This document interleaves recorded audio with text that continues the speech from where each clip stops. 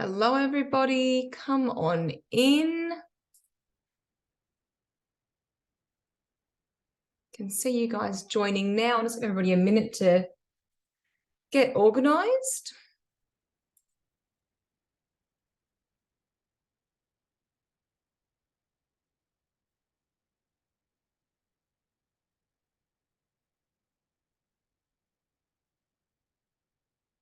Welcome, welcome.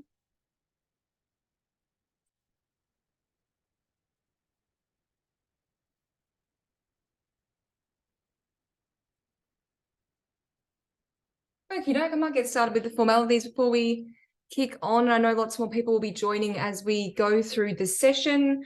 Welcome to your final Career Catalyst webinar for the year. What employers look for in students and graduates. Lots and lots to get through today. I know I always say that, but this is a really meaty session.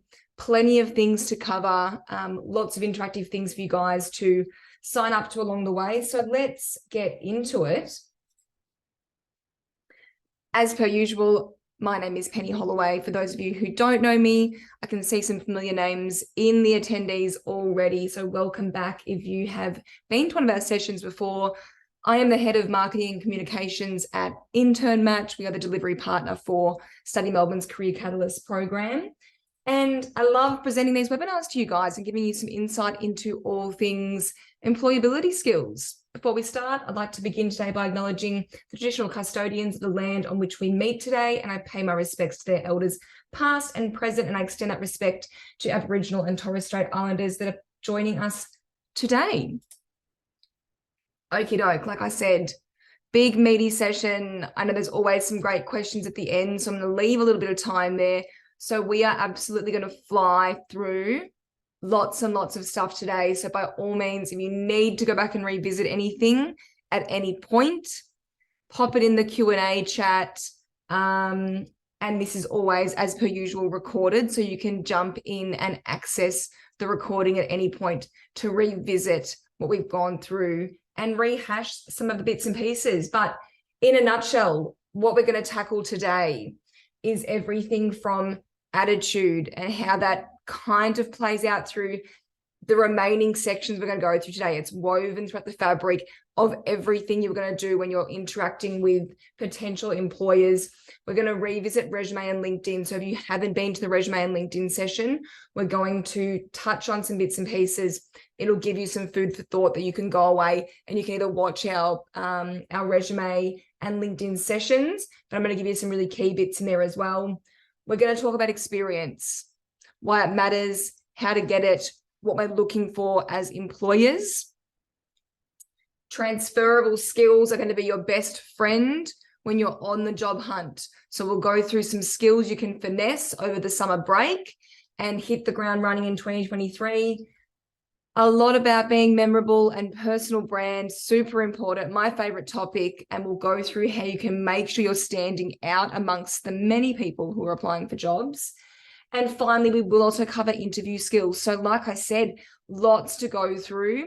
It is going to be snippets of each, and they're all equally as important, but I'm going to give you some resources that you can continuously go and find out more information about them. Or attend other sessions that can help you hone into these things a little bit more if you need more help in one area or another. So let's kick off by thinking a bit about attitude. You've probably heard this before, and it is very true. Employers do not hire for skills. We hire for attitude. Skills can be taught, but passion is very hard to come by. And the beauty of me presenting to you today is that I have been a graduate, but I've also been and am still an employer, and I constantly hire staff. And so I'm going through this process nearly every month. At the moment, I'm currently hiring for roles. And so I can give you some lifetime examples of how I approach this as an employer, which is hopefully super helpful. I want to look at your interactions with a employer, a potential employer, in a few different stages. And we're going to bounce around between these throughout the next 45 minutes. And you'll see that a lot of these things that we're covering, personal brand, attitude, those skills we spoke about, are woven throughout each phase. The first phase of actually getting to an interview. So your application, what does your resume look like? What does your cover letter look like? Your LinkedIn, maybe it's a key selection criteria. Maybe it's like an aptitude test. How your experience plays into that, actually just getting the first step into the process. We then go into the second stage around getting through the interview. So you've got heaps of times that you need to make an impact, right? When you're in the interview, how your attitude plays into that, how those skills become really important, and how your personal brand is really on at that point. And then finally, the job's not over then, because employers then go away and they reflect on the interview. They rehash resumes. They might have spoken to multiple candidates by that point. They might have spoken to you in week 1 and spoken to their last candidate at the end of week 2. So they might need to revisit a lot of this stuff. So being memorable is going to be really important. And again, they might go back and revisit your resume again. So like, how are these things all playing into the process constantly, like in an infinity circle throughout your entire application through to getting the job offer process? So we're going to talk about all of these things. And I want you to keep this in mind and refer back to like how these sections are not just vital for like phase 1, phase 2, or phase 3. They're vital throughout the entire time. So let's dig in to phase 1. We're going to start with attitude because, as you can probably tell, it is woven throughout everything. And it really sets the tone. And dare I say, it's the most important part of any of the things that you do throughout your application to getting a job process. A great attitude can help you to stand out. Even when you are up against people who have rafts and rafts of experience, if you've got the right attitude, that is worth its weight in gold. I can confirm as someone who hires people and looks for those things. Attitude shows you are keen to take part and actively expand your skills and knowledge. You're ripe and ready to go. And as a graduate, as someone who doesn't yet have a great deal of experience, you are grabbing onto attitude and you are running with it, because it's the most important asset you're going to have to show them what you're going to be like as a mature age, ever-growing, long-term employee. So what does that look like? How does that play out? Attitude is like, obviously, it's pretty common sense, right? It's the things of you turning up, being enthusiastic, making an effort, being motivated, and actually showing how much you want a role and why that's important to you. So how do you demonstrate this throughout the entire process? Like I said, first of all, and I know this stuff sounds really common sense, but as we go through today's session and get to these other parts, I want you to come back to this all the time. You're going to show enthusiasm for the entire process, from the application through to the interview. And that might seem like a really basic thing to do, but I can tell you now, as someone who's hiring for a role, and I have up to 100 applicants for that role, not everybody looks like they really want to be there. And it makes me question why a lot of them have applied for the job in the first place. So you can see enthusiasm and great attitude from even a Word document, PDF, through an application, right? I want to see the passion that you have for the role you are applying for. And even if it's not your dream role yet, what are the great things you're going to take from that experience, and how are you going to make it a once-in-a-lifetime opportunity, even if it's a role that's not quite something you think that you should be doing just yet, or that it's not really what you studied for. It all plays a part in a role, and it's going to come along in a timeline as you go, right? Great attitude is focusing on what you can do. We don't want to hear where you don't have experience, because even at my level, there are roles where I don't quite have the right skills or expertise perhaps for an area, or maybe I haven't done something before, and that's going to be the same for you guys. That's okay. But I want to hear about the things that you can do, the solutions you can provide, as opposed to the things that you haven't done.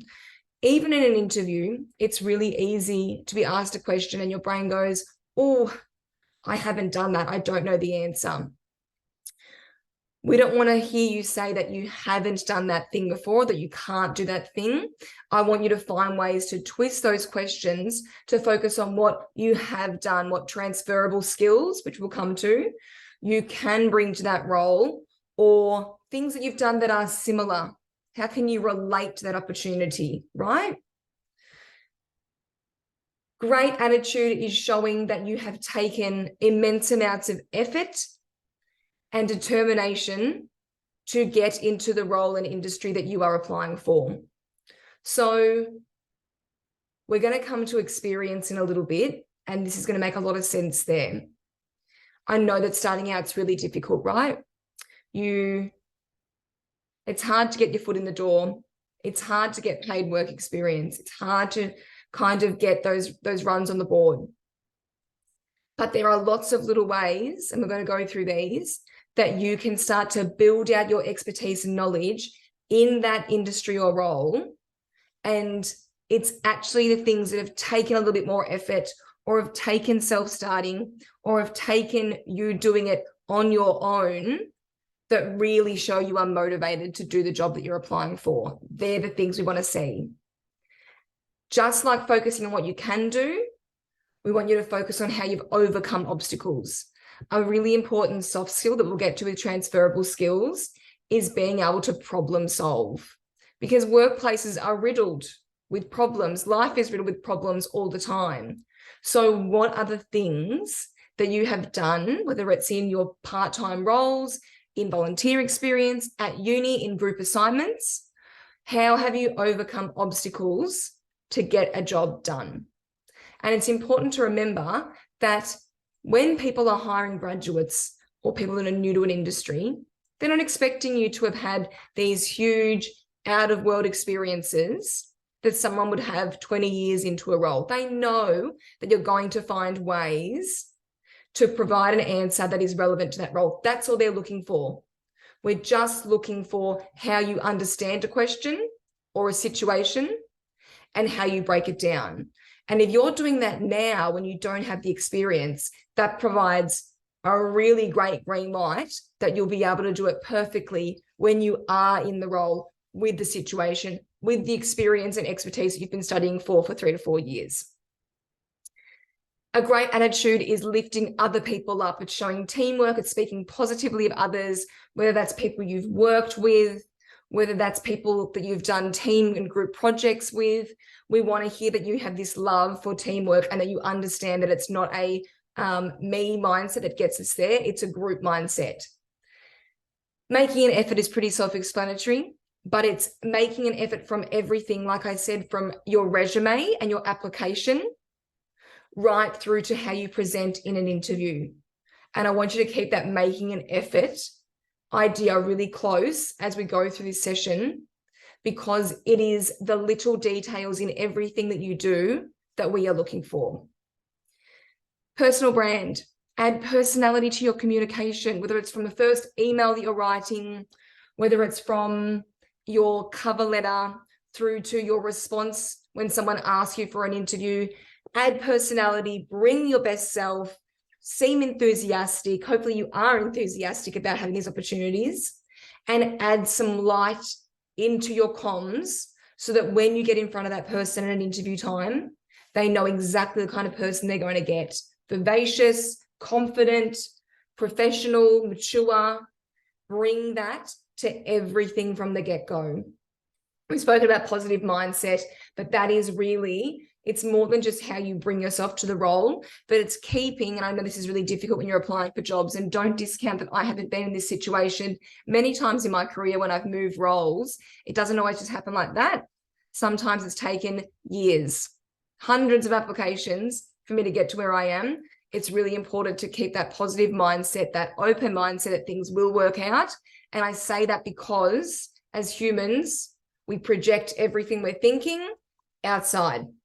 So when you are feeling down and out about it, I can tell you now, the down and out is going to come out in your interviews, in your applications, and in your effort. So try and keep a positive mindset throughout the entire process. And I want you to keep in mind how you can demonstrate the value you're going to bring to a company culture when you join an organization. It's all the little extra things that we're going to go through. On that note, let's go into that first little step, right? Let's talk about resumes and LinkedIns. Your resume and your LinkedIn are the first impression you're providing to someone. So you want to make sure it's really fantastic. When you're applying for a job, and like I've just said, I've had hundreds of applicants for roles over the last couple of months. I've got a very short amount of time that I can provide to vetting these. And when there's so many, an employer has to cull in some way, shape, or form. So they're looking at the first kind of impression they get from those applications to think, do I want to proceed and go along further on that line of that person? So your resume needs to be unreal, and your LinkedIn is complementary to that. Think about that someone's going to send your LinkedIn to perhaps a hiring manager is going to send it to the supervisor of that department to say, how about this person? They might go to your LinkedIn to see what you look like, to add a face to the name, to find out how you interact with people online. These things are vital. This is the first step, and it's the most important step, because if you don't get this right, you're not going to get to the next step, right? So we have some incredible resources we've already gone through with resumes and LinkedIn, but I'm going to take you through a few key bits today, and I'll give you an opportunity to find out some more about these areas as we go. So the key things with your resume, and I want you to apply the same mindset to LinkedIn, because really you do all your hard work with your resume, and it should be able to be a carbon copy across to your LinkedIn. Your look and layout are key. If you've come to my LinkedIn session before, I would give you the example that in person, we have 7 seconds to make a first impression, good, bad, or indifferent. You have 7 seconds to make a first impression on somebody. Online, that's now 2 seconds. That's the equivalent of someone opening a document or opening a LinkedIn profile, getting an impression by just the full layout. They haven't even read any information yet, but they're looking at how you apply your skills in communication and professionalism in your resume. And if it's not up to scratch, they're not going to bother reading any information on it. So the look and feel is key. And I'm going to give you a template you can use and some pointers on your look and feel. If your look and feel is great and we're engaged and we're already looking on to the next bit, we're going to be looking for proof points that you can do the job you've applied for. And that is experience. Now, don't get hung up on this, because we're going to go through how you can get bits of experience when you don't have any. Data sets and stats. So let me give you an example. If I'm hiring for a marketing role, and obviously a marketing role, I'm going to expect the look and feel is pretty fantastic, because that's marketing 101. And then I start having a read of that person's resume or LinkedIn, and I'm looking for some things that say, yes, they can do the job. If they've applied for a social media role, I'm going to be looking for proof points of the names of the platforms they've used, so specifics. So it might be experience across Facebook, LinkedIn, and Instagram. And then I'm looking for an understanding of that they appreciate what's important on those platforms. And for social, it's data. For most roles, it's data. So it's going to be posting 5 times a day. So they already understand that the frequency is important, and achieving an average of 100 likes per post. It gives me something to look back to go, okay, I understand what is a benchmark in the industry, and so do they, and they know that's great. That's a ripping start. That's incredible. Now, if you're not in a marketing role, if you're in a business role, engineering, whatever it is, we're looking for stats and facts, because also the eye, when you're scanning a document, doesn't pick up on words, but it does pick up on numbers, percentages, and quick little facts that stand out. And that also says that you have something that you want to impress upon. So if you're putting a stat or a fact in there, you've probably had some sort of achievement in that thing you're talking about. It might be working in a team of 5 people. It might be submitting 17 reports a month. It's showing that that's an impressive thing that you want us to understand. When you're dot pointing your resume out, it's really easy to write those key little stats and facts. Always provide a cover letter. A cover letter is a sensational way of providing insight into your personality. When you're doing stats and facts and quick little dot points on your resume, you'll know there's not a great deal of space that you can provide information, right? You've only got some like a little section per your experience, and there's not much room for narrative. Your cover letter is an opportunity to kind of show that you're personalizing the application to me. That shows effort and enthusiasm. When you outline the cover letter to me as an employer, to me as a hiring manager who was mentioned on the job application post. And then you can start to weave in the things that are relevant to the role and company and industry that you're applying for. It's going the extra mile. Even when I've applied for jobs that haven't asked for a cover letter, I just include it as the first page on my resume. And it's such a beautiful little sweetener if your cover letter is fantastic, and I'm going to make sure your cover letter is fantastic, that provides them insight into who Penny is as a person. And I want them to provide insight into who you are as a person. So always provide a cover letter. Just do a little sneaky and attach it to your resume. Personalize it. Name, company. I don't want to see to who it may concern. If you don't know who to address it to, make it to the InternMatch team, to the Telstra team, to the Netflix team. Show that you understand that a group of people get around and organize this hiring. Weave in why you want to work for that company. And the template I'm going to give you provides you with some key things that you can continue to copy and paste. That's fine. But I want you to tweak bits that make it specific to that application. Make it relevant. You'd be amazed at how many roles I get applications for that have no experience in any way, shape, or form. When I say experience, I mean effort, to make an effort to join that industry, study that relates to that industry, extra professional development. They've done nothing to actually get themselves to apply for that role. That's a straight no, because it doesn't actually show that not only are they at all experienced to be able to start in that role, it also shows that they have no actual interest in the role. Not really, because they haven't gone to much effort. So make it relevant. And when I go through experience, I'll explain that a little bit more. And interview skills.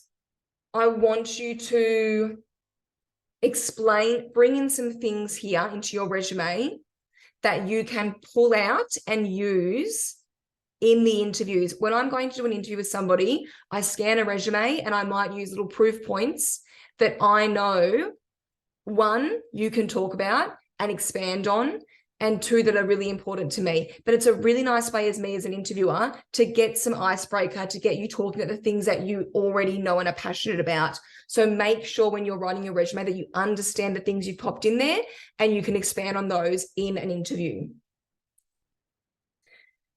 So like I said, we have a whole hour session on resumes, but let's go through some of the key things you need to include. And these are in the template as well. Contact information seems pretty basic, but you'd be amazed how often it's not included. This includes your link to your LinkedIn, a hyperlink to your LinkedIn, a career summary or objective. You're starting out in the industry. What are you doing? Why have you done it? What do you want to be? Really short and sharp, but explain where you're going with what you're applying for. We obviously need to pad it out with work experience. We're going to go through what that work experience looks like, but things that are relevant to the roles you're applying for. Your education and qualifications. So most of you are going to have 1 or 2 degrees. I want those on there. And then extra professional development you've done, extra technical skill training you have done that provides awesome things that show you're qualified to do that role. Professional development, so things that you've done under your own guidance to go and get extra qualifications in that industry. And finally, professional and technical skills. These are your transferable skills. These are things that you can bring to a business that are vital to a business's culture and operations, which we will go through. So when you've got all these in there, it's going to look something like this. Now, I'm biased, but this is actually my resume template. I've provided my resume template to Career Catalyst to be able to use because it is killer. And I know it works. So I'm going to give you guys a code that you can use to be able to access the template, and it's in Canva, and you can go and add all the bits in yourself. But these are the two templates you're looking for. What you're seeing here is clean, white space, so it's easy for me to read and scan. It's simple. It's very easy on the eye as far as scannability, left to right reading, like you would read a book. And your cover letter and your resume not just match, they complement each other. I hate nothing more than seeing a resume that's fantastically done and then a cover letter that's just written on a Word document with like no effort at all. Keep the effort strung through everything you do. You're asking this person to employ you and pay you. So you want to make sure it's looking great from woe to go. So this template is available to you guys. I'm going to put up this. There's so many resources I'm going to give you today. So you should be scanning this screen like crazy. This is going to give you access to the resume. You can access the template in Canva. You can go in, make a copy and edit all the areas. I'm going to give you guys a second to access this. You can sign up to Canva for free and you'll be able to use the template. I'm going to change this slide now. If you haven't got the code, I can send it to you in the Q&A afterwards. Scan this code to get the cover letter template. Now, the cover letter one's the tricky one, so I strongly recommend you guys getting this. I'm going to show you, it's going to talk you through some paragraphs. We go through it in our resume workshops and how you break down and fill in those separate sections. But this gives you an idea of how long it should be and the things that you should be including. Now, we actually have a very intimate resume writing workshop coming up in February. We only loaded it yesterday, so you guys are the first to hear about it. It is limited tickets because it is an in-person, very hands-on workshop. I'll be taking you guys through how to perfect every little bit of your resume and cover letter. We'll have our team on board to be able to review your resumes, walk you through it, see where you're at. You'll also be able to network, have a light supper while we're there. It's 5:30 to 7:30 on the 16th of February. Come along, register using this link, and we'd love to see you guys there and take your starting points that you've gained from today's session and let's finesse it when you come and meet us in February. Yeah, it'll be a fab event. If you've been to any of our other events, they're an absolute hoot and you'll have a great time, meet some new faces there as well. Okay, so first of our resources, plenty more to come. Let's keep cracking on. Let's chat about those transferable skills that are really important. They're not just important for you guys starting out, they're still vital for even me, who has over 10 years experience now. So your professional and technical skills, your transferable skills, excuse me.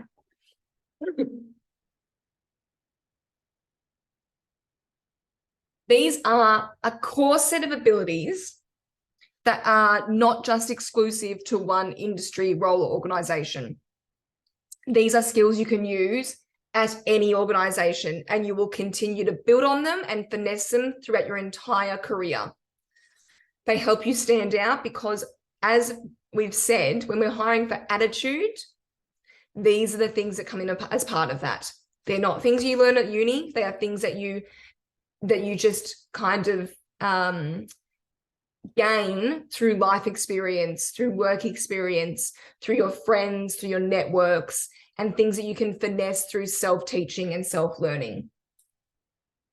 So there's two sets of professional skills. There are soft skills, professional skills, and technical skills. Professional skills are things that are like attributes that enable you to succeed. Leadership, teamwork, communication. And there's plenty of them. There's a few that we want you guys to focus on that I'll take you through. And technical skills are specialized knowledge in tools and programs that most companies use and that most of us use in our day-to-day, but some of us have a really basic level of understanding and some of us are absolute whizzes at it. and that makes us better at our job. So these are the two kind of skills we want you guys to finesse. The ones I would recommend you very much start honing and start really hooking into over the summer break. Your soft skills will be things like teamwork. You are just starting out. You're likely going to be in teams as a graduate role or working with supervisors and working with other people to learn. So your teamwork skills need to be unreal. Communication, you are using it from the minute you apply for a job straight through when you're in the role. If you cannot communicate in a workplace, you will not go very far. Your communication skills are vital. Time management, you're going to have conflicting priorities, many things to do. You're going to be hybrid, remote, in person. Your time management is going to be vital. What tools and tricks and tips can you gain to be able to make sure that you can manage your time really efficiently? As we spoke about earlier, problem solving. This is stuff that is like, how do you overcome even day-to-day issues without getting overwhelmed? How do you keep yourself really calm and really in the right mind to be able to continuously problem solve and self-sort? And what couples really nice with that is adaptability. We've all just gained some incredible adaptability skills by going through COVID. People have come decades further from where they were back in 2020 by having to adapt over the last couple of years. Great example is people that have been in jobs for 20, 30 years. Teachers, nurses, people that are incredibly hands-on that don't use digital skills very often have had to become incredibly good in a very fast way, very quickly adapting to a digital remote way of working. So if they can do it, we can do it. So we're going to get those adaptability skills really great. And your technical skills. These are things that you can Google and learn and play on now. Over the summer break, you need to know all 10 of these programs at a basic level by teaching yourself. So that if you go into any organization, it is likely they will use one or the other or something very, very similar. Microsoft Suite, that's everything from PowerPoint to Word to Teams to all of their programs, Excel, Word. Likewise, Google is just as popular now. Can you use all of the Google programs? Are you comfortable in those platforms? Are you comfortable with the programs that bolt on to the Google suite? There are plenty of things that complement Google. Monday.com and Trello, project management softwares. Most companies, because of working remote, use a project management software now. These are the most popular ones. There are plenty of resources to help you use them. And I recommend you using these programs as your day-to-day regular way of managing your personal life. So if you've got like a to-do list to do, manage it through one of the project management softwares. If you're planning a holiday, manage it through one of these programs to get you using it organically. If you are entering anything that is business acumen, you will likely need to use Canva. Most companies use either the Adobe suite, but it's pretty robust. That's InDesign, Illustrator, Photoshop. But a lot of companies now use Canva to do their PowerPoint presentations, their customer pitch decks, their documents. Canva just released Canva documents yesterday. Learn how to use Canva. Make some fun Christmas invites for your family, make some cards, get comfortable with using these programs. They're all free to learn and use. HubSpot and Salesforce, if you have CRM skills and data management, you will be miles ahead of people already in the organization. And if you then know how to present that data, Power BI and Tableau are vital skills that you can bring that will be very, very impressive to a business if you know how to present data back and explain and interpret that data. So if you're in social media, do you understand how to present what clicks and views and impressions mean to a business? Have a look into these programs, because these are things I want you to be adding onto your resume and your LinkedIn as these extra things you know how to do. These are awesome skills to bring into a business. So let's talk about the dreaded experience, because I know it's a really hefty issue that is very confronting because it's hard to get experience when you don't have experience. I'm fully aware of that. So let's just tick off on a few of the key things. Employers understand when you're applying for a graduate or an entry-level role, that you don't have experience. We know when you come into an interview that you don't have these wild, big examples to give, that you don't have perhaps paid employment examples in that industry to give. That's okay. What we are looking for is how you can relate to those questions and apply similar situations that shows an understanding for what we are going to be asking you to do one day. What we want to see is a great deal of initiative. Jobs these days require our staff to be incredibly autonomous and self-starting. We're all so busy. There's so many things to do. When we're working remotely, it's hard to have that one-on-one time all the time. So showing that you have taken initiative to get to where you are is vital. And initiative looks like things like getting extra experience through, we're going to talk about volunteer and internships in a second, like starting a side hustle, like going and learning Power BI on your own accord, adding more things to your repertoire and your experience and your resume over and over again. That is the initiative we are looking for. It shows that you are going to be fine to be thrown into a role and figure it out.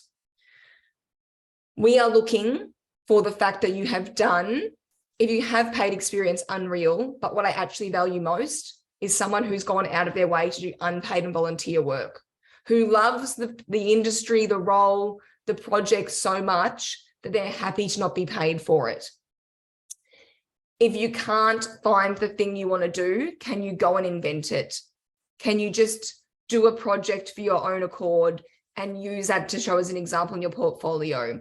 Can you expand on a project that you did through university? Can you do a small little focus group with your friends? Can you do something with your family? Can you do something business related for your family's, your brother's business, your cousin's business? Can you do something for them to give yourself experience? We want to see that initiative. You're going above and beyond.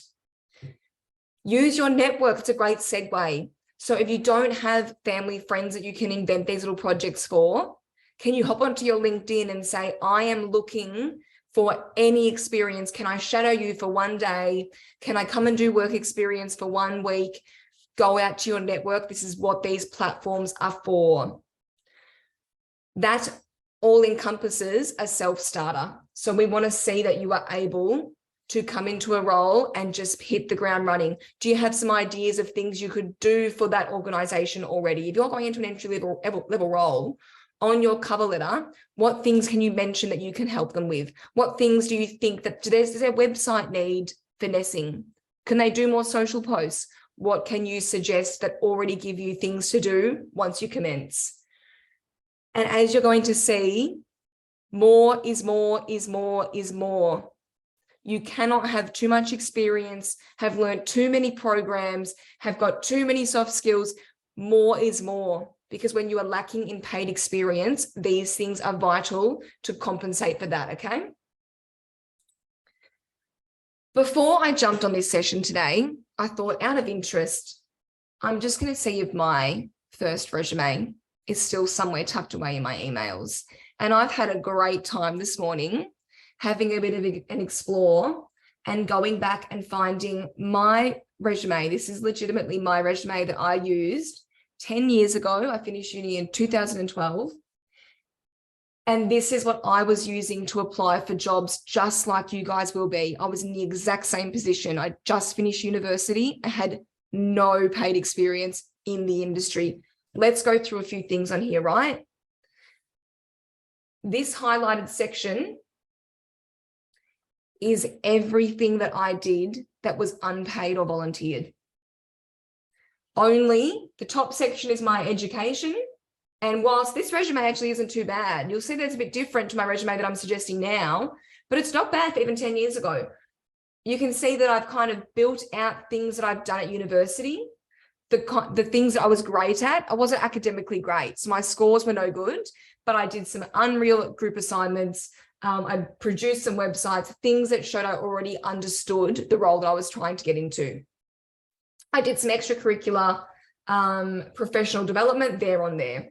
And then that first job that you are looking at that isn't highlighted here, this is the paid experience I have, and it has nothing to do with marketing.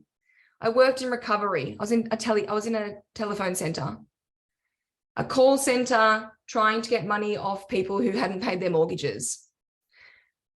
Everything in the blue is stuff that I went out and sought out and hounded people for to go and do work experience. I invented the roles I needed to get the experience. That second page is all volunteer roles.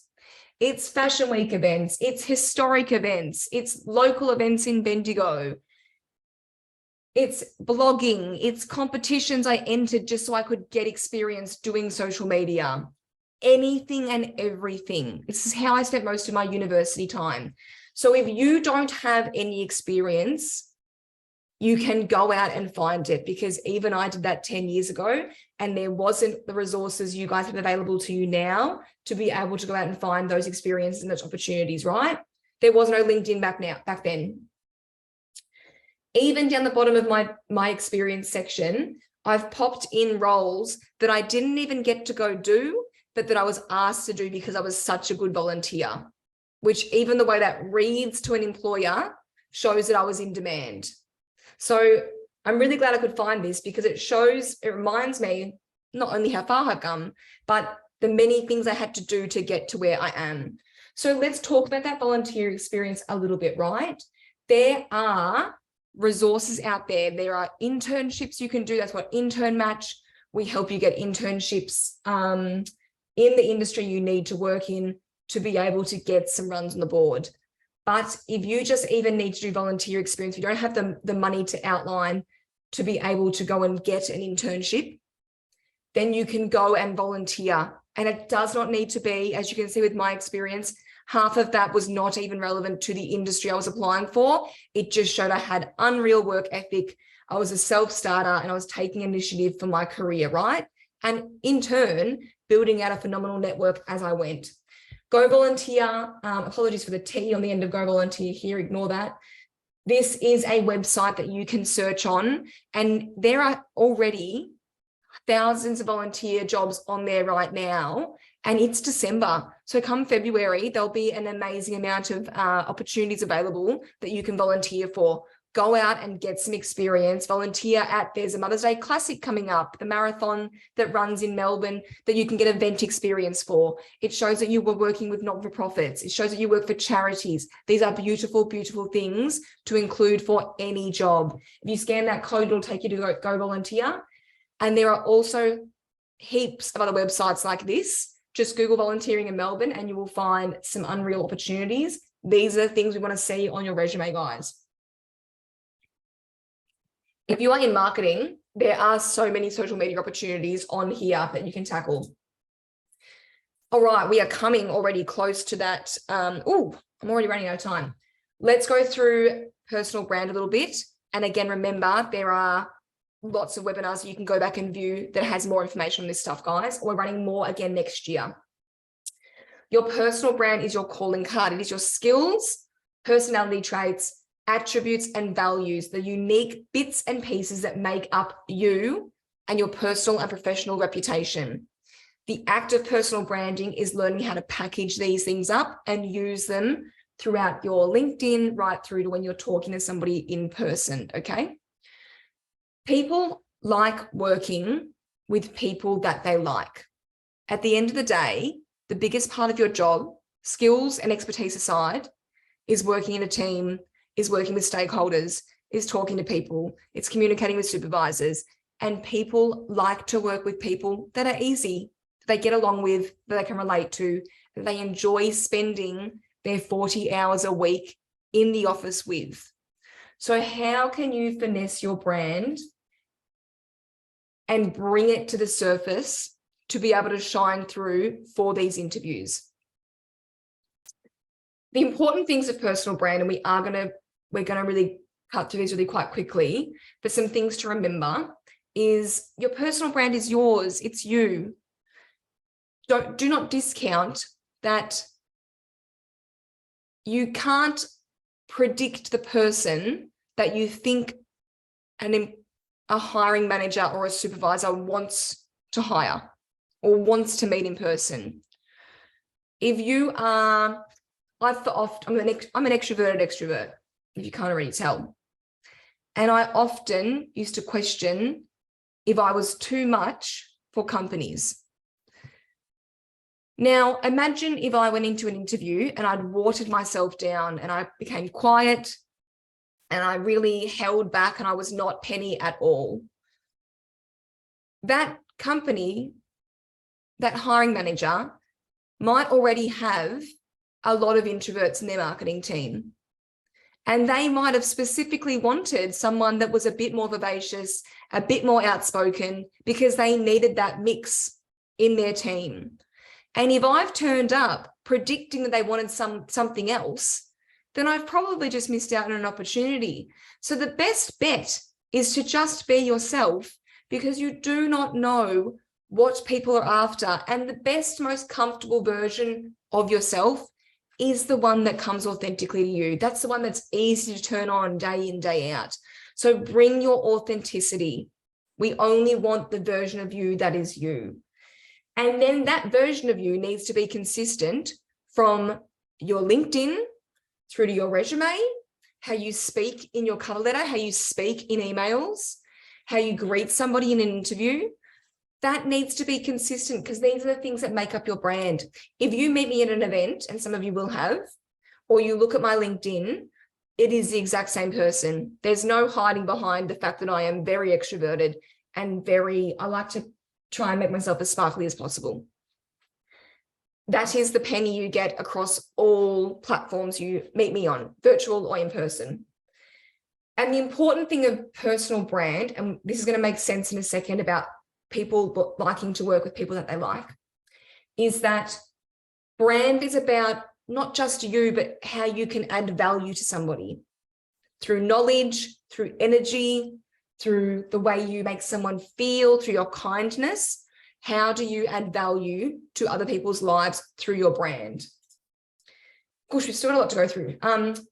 Like I said, your brand is you online and offline, inside work and outside work. So remember this when you're pulling these things together. A way to start thinking about your brand and how you can start to really, and this is a beautiful exercise to do over the summer break, guys, is have a think about these questions. How would people describe you? How would your friends and family describe you? They know you best. How would you like to be perceived by people? If you feel like you're too much, do you need to rein it a little bit? If you'd like to be a bit more confident, what do you need to do to make yourself more confident? What things are you passionate about? And they don't need to be work related. Is it fashion? Is it cars? Is it sport? What are the things that you love? What things do you enjoy doing that come really organically to you, that light you up and fill your cup? What are your values? What things do you value in a person and in life more than ever? And what do you want to achieve in life? What are your goals? Thinking about these things starts to finesse who you are. When you start to write them down, you will see this starts to form the kind of person that you are describing through your LinkedIn, through your resume. Perhaps it provides you a bit of career direction. We could go into this a lot more. Unfortunately, we don't have time today, but come to some personal brand sessions with us. We will go through these sections in a lot more depth. Something you can do over the break to help you relate to people more, to tick that box of people like working with people that they like, is to remember, if you want to be interesting to someone, focus on being interested in them and interested in life, because it's going to create conversation and organic networking, right? Now, what I mean by that is, let's just talk really quickly. I apologize. I know I'm flying through this, but we've got this recorded. You can come back to this.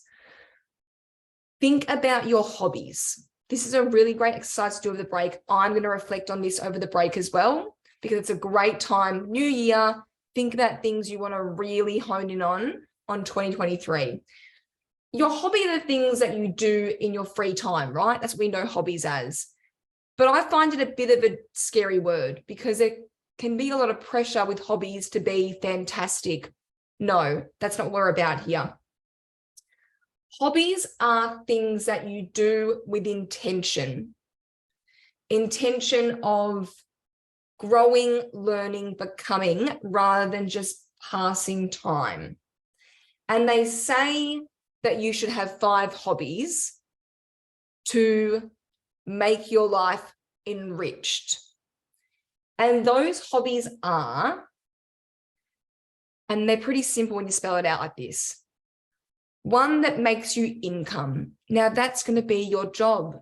Now you might be thinking, well, I don't really love my job. That's okay. You don't have to love what you do, but I want you to strive towards finding something that you love that you do.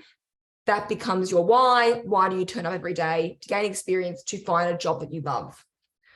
One that keeps you moving, because we know that being active, moving our body is not just great for us physically, but it's great for our mind. So what's your thing that you like doing that keeps you moving? Is it walking? Is it yoga? Is it Pilates? Is it running? Something that keeps you creative. We have kind of break our brain down into left and right. And one is the thinking and the pragmatic and the making sense of nonsense. And other is the imagination, the creativity, the adventure side. How do you fuel and feed the adventure side of your brain? Do you do art and craft? Do you listen to music? Do you socialize a lot? Do you dance? What's your creative element? One, to build knowledge. This one's key. How do you be across news, current events, pop culture, things that are happening, so that when you are in a workplace, you can be conversational, you can be interested in other people's lives. And one, to evolve your mindset. Do you meditate? Do you read? Do you journal? How do you keep yourself growing as a human? Okay. Screenshot this slide, have a think about it, reflect on your 5 hobbies for next year. I'd love to hear them if I meet you guys at an event. And finally, we are going to fang through interview skills really short and sharp, because we actually have an upcoming webinar that I'm going to give you guys access to, that we can go through this in a lot more depth. What employers are looking for in a graduate or a student entering an entry-level role are these things when it comes to interviews. Knowing the company. I'm going to take you through some ways you can research a company in a second, but it is knowing the ins and outs of the place you are applying for and the person you are talking to. We're looking that you can nail your pitch, that when you just kick off an interview and you say, hi, I'm Penny, that first question is going to be an icebreaker, and it's going to be you introducing yourself. Do you do it with confidence and conviction? Answering interview questions is obviously really key. So the tip here is to use the STAR method. I'll take you through it really quickly in a second. For answering your questions, that's going to make sure that you weave in all the key bits that we're looking for in your answers. How you present in an interview, pretty important, pretty common sense. Clean, trim, if you look and feel your best, you're going to act your best. So present well. Your body language speaks louder than words. Are you open? Are you interested? Are you leaning towards them when you answer a question? That body language section is really important. If you're closed off, if you're uncomfortable, that is going to actually speak volumes louder than the answers that could be phenomenal that you are giving. And thirdly, interviews are just conversations. They're just having a chat with somebody. So how can you make sure that the interview remains conversational? And those tips of the hobbies is why I've given those to you, because it keeps you light, conversational when you're answering questions about not just workplaces, but things that light you up as a person. So really quickly, what information should you delve into? The research bit is really key. And we are looking to see that you have an understanding of where you've walked into. So without fail, if you are going into an interview, I want you to research these sorts of things. The company, what do they do? What do they specialize in? What are their key services and products? The industry, what is the industry they're operating in? What are the current developments and changes in that industry? Who are the biggest players? Who are their competitors? The person you're speaking to, if I'm interviewing you, and most companies will tell you who you're meeting with, stalk me on LinkedIn, find out what I've been up to. Do we have any common interests? What's my role at the company? What do I do? How long have I been here? And finally, the role. The job description should give you some idea around your responsibilities, questions that are going to be asked in the interview, how your strengths and weaknesses align, and really the most key parts of the conversation you're going to have with that hiring manager. Where are you going to find that information? Company website, Google searches, social media pages, LinkedIn, media articles. Search and search and search and search for all the questions you can get. Find out more information as you go and really know that company.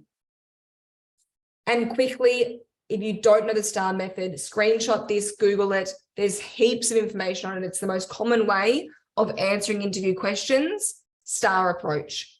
When you are asked a question in an interview, first of all, in your answer, we want you to set the situation.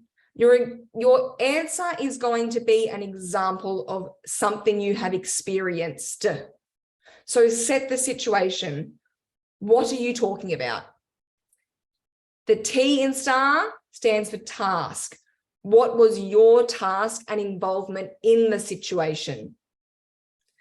The A is for action. What did you do in the situation to find a solution? And R is the result. What was the result of that action that you took? So a quick example might be a question around what is a challenge you have experienced in the workplace? The situation might be, when I started at InternMatch, this is a fake example, there wasn't a great deal of social media content going out. T, task. As the social media manager, I had to raise the engagement, raise the frequency of posts. And so action, I employed resources and programs like Hootsuite and scheduling tools that allowed me to multitask and manage my time to post more frequently and still get the rest of my work done. And the R, this resulted in me posting 5 times a day across 3 platforms with a really great engagement rate of 10% on every post. Do you see how when you break it down really simply, it shows how you can relate a situation, even if it's not exactly the same as the industry or role you're applying for, that you can find a way to relate to it. So this is the STAR approach.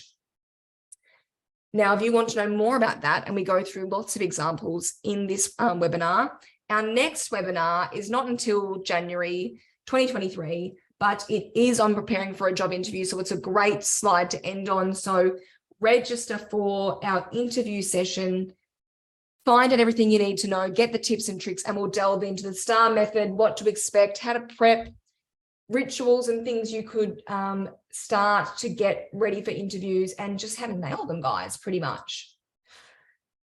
We are at the end. Finally, I'm sorry that how are we going for time? We're just about at 1 o'clock, so I'll pop to questions in a minute, but I wanted to give you guys the opportunity to win a voucher to Comedy Republic, a really great comedy festival in Melbourne. It's on Burke Street. If you guys can complete the survey for us, tell us what you love, don't love, how you think these webinars help you in your employability skills, you will go in the draw to win a voucher to Comedy Republic to use at your leisure. So if you haven't, you've been scanning the screen a lot today. I hope you have been. Scan this survey. We'll also send it out to you guys. It'll take you 30 seconds to do the survey.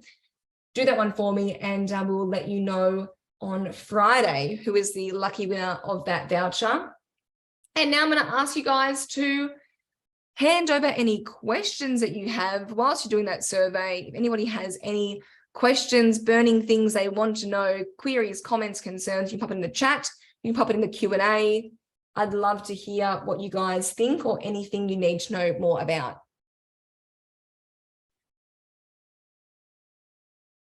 I will give you guys a second to pop those through. And if you want to know anything more about any of the webinars, revisit any of the sessions we've already gone through, you can jump onto the Study Melbourne Career Catalyst website. Everything is there: career coaching, recordings of the webinars. We have career navigator that you can go through. You can book through sessions with career coaches. There's plenty on there. Register for events, visit the site, guys, and find out anything you need to know.